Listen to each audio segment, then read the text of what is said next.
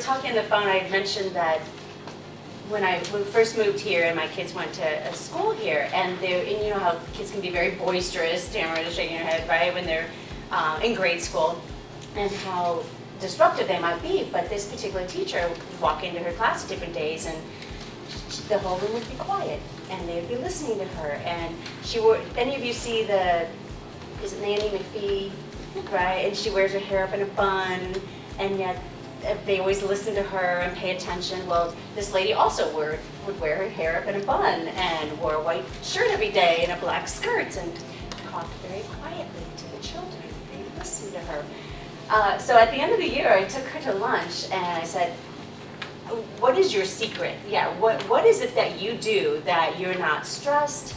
And her answer to me was just, I look the children in the eye and I listen. And I thought, okay, I don't know if I can still do that at home, but I will try. And so I'd like to have you tell them too what your take all on that and how maybe that ties into with what you feel like also is the key to healthier relationships. Sure. Empathy is, I kind of think what you're referring to, and that is, you know, getting in close proximity with someone, looking them in the eye, listening with an open heart.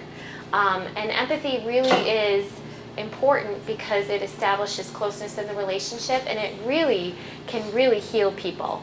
And so a lot of the time there's, you know, kind of intense emotional pain as we walk through life, whether it's from a disappointment or a conflict with someone or you know, a loss. And a lot of the times, you know, those are really hard things to recover from. And the research shows that, you know, empathy can really heal people and allow them to heal emotionally and then move forward better cognitively and in a functional way. And so empathy is massively important. And the research really, all the research in neurology and brain chemistry and all of that research, the hardcore kind of research really supports that the fact that empathy can really change and heal the brain.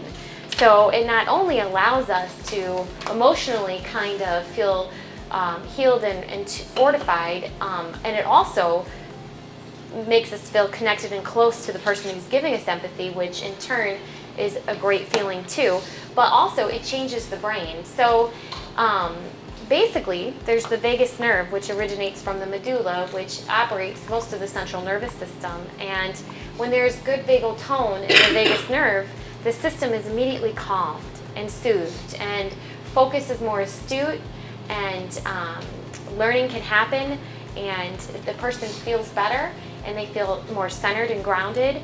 And basically, empathy is what creates good vagal tone in the vagus nerve. So if you think about it, you know, empathy really can help us not only heal from kind of emotional pain, but it can help us focus, it can help us learn, and it can help us function at a much, much higher level than when we don't have it in our lives.